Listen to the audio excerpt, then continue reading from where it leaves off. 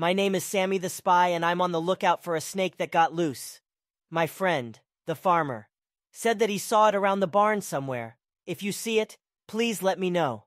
The snake escaped while I was working with my friend the bear on how to make S sounds.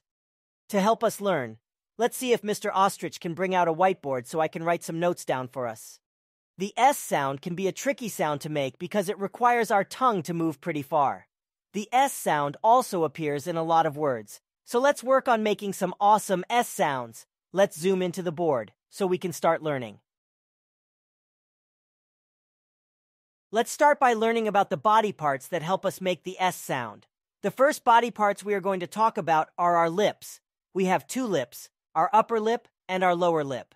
When we make the S sound, we want to bring our lips close together, but not close enough where they are touching each other. It might look like our lips are making a small smile when we do this. The next body parts that are important for making the S sound are our teeth. We are going to talk about both our front teeth and our back teeth. Our front teeth, which are right here, follow along with our lips when we make the S sound. So when our lips come close together, our teeth should also be close together. Our back teeth, which are right here, are important because, as we will learn, that is where the sides of our tongue raise up to. The next body part is called the alveolar ridge. We can also call this area the bumpy spot. The bumpy spot is the area of our gums behind our top front teeth. The bumpy spot is located right here. It is important because this is where your tongue tip is going to raise up and almost touch when making awesome S sounds. The last body part is our tongue. We are going to break down the tongue into parts. We have the tongue tip all the way up here on the front part of the tongue. There are two sides of the tongue, which are right here. And the area of the tongue that is all the way back here is called the back of the tongue. Let's take a look inside our mouth to see where our tongue tip should go when we make the S sound. Typically, when I'm teaching my friends who are learning the S sound, their tongue tips want to either escape between the bottom and top teeth, or the tongue tip gets pulled way too far back. If our tongue tip escapes between our teeth, our S sounds are going to sound like TH sounds. For example, if I saw this picture and wanted to say what it was but my tongue escaped between my teeth, it would sound like thock instead of sock. If we pull our tongue tip way too far back instead of aiming at the bumpy spot where the bullseye is, our S sound is going to sound kind of funny. Some people think it sounds slushy or even wet. If you have ever seen the cartoon Looney Tunes with Daffy Duck, he brings his tongue tip too far back and his S sounds sound quite slushy. Here, check it out. Doing just looking for an accident? What if that candle blew out and you fell down the stairs? For awesome S sounds, let's imagine that there are invisible strings pulling the tongue tip up until it is almost touching the bumpy spot where the bullseye is. Now that we know what should happen on the inside of our mouth while making S sounds, let's take a look at the outside of our mouth during S sounds.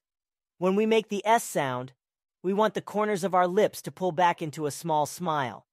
We also want to make sure that our top teeth and bottom teeth are close together.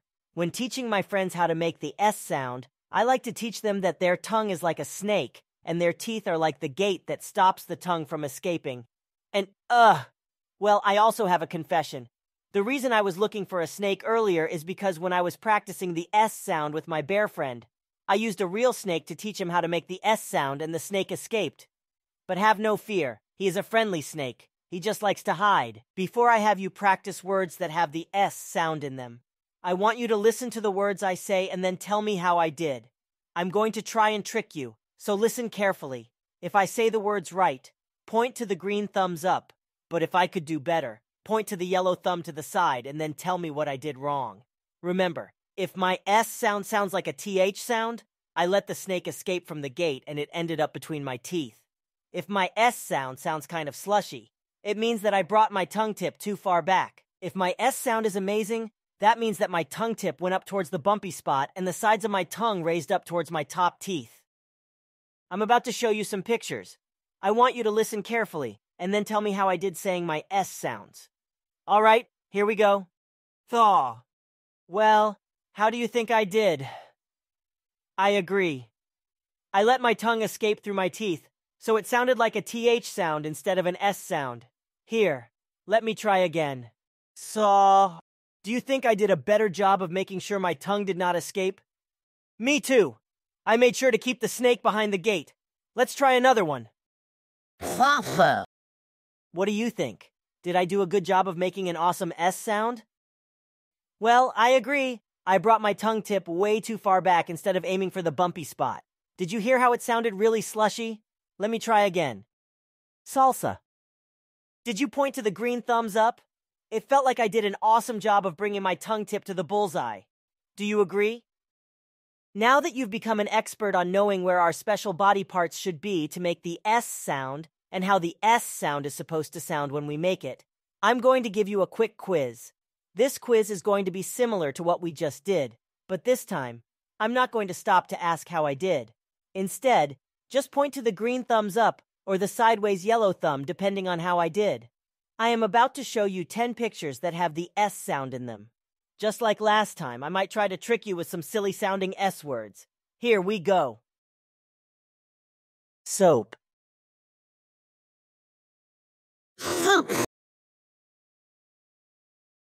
Thad. 6. Bud.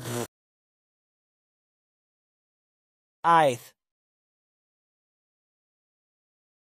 Saw. Dice. Phoebe. Octopus. You're becoming a rock star at listening for the difference between awesome S sounds and S sounds that we should practice again.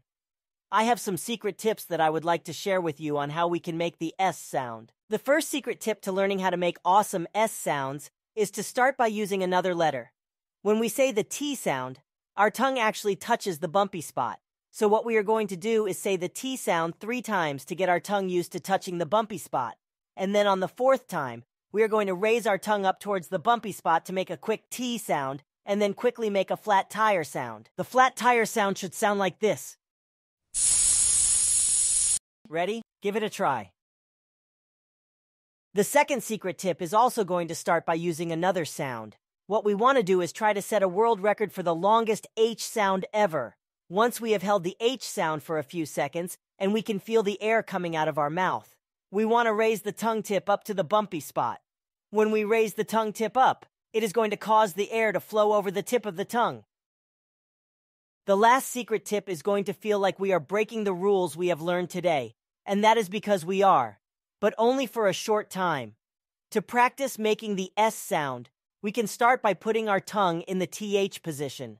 To make the TH sound, stick your tongue out between your teeth a little bit, and then bite down, but not too hard, of course.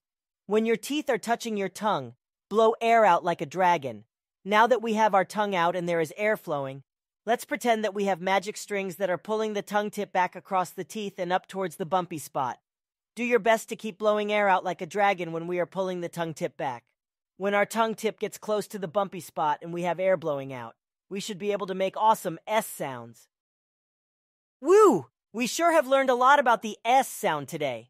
Now that you know some of the secret tips and where our special body parts should be to make the S sound, let's have you practice some words that have the S sounds in them.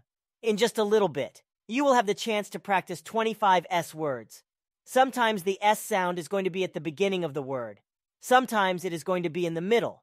And sometimes it is going to be hiding all the way at the end of the word. Use all the strategies we learned today to make some awesome S sounds. You're going to rock it. Here we go.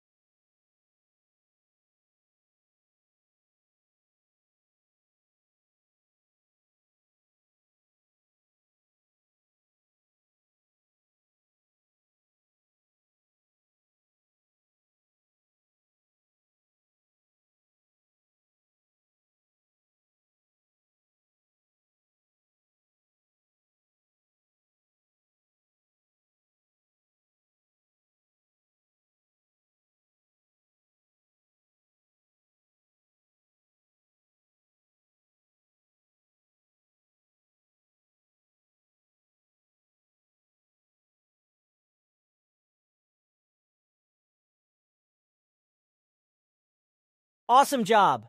Those were some of the best S sounds that I have ever heard. If you would like to practice your S sound some more, check out our YouTube channel where we have more S sound practice videos featuring characters from Pokemon, Paw Patrol, Minecraft, and more.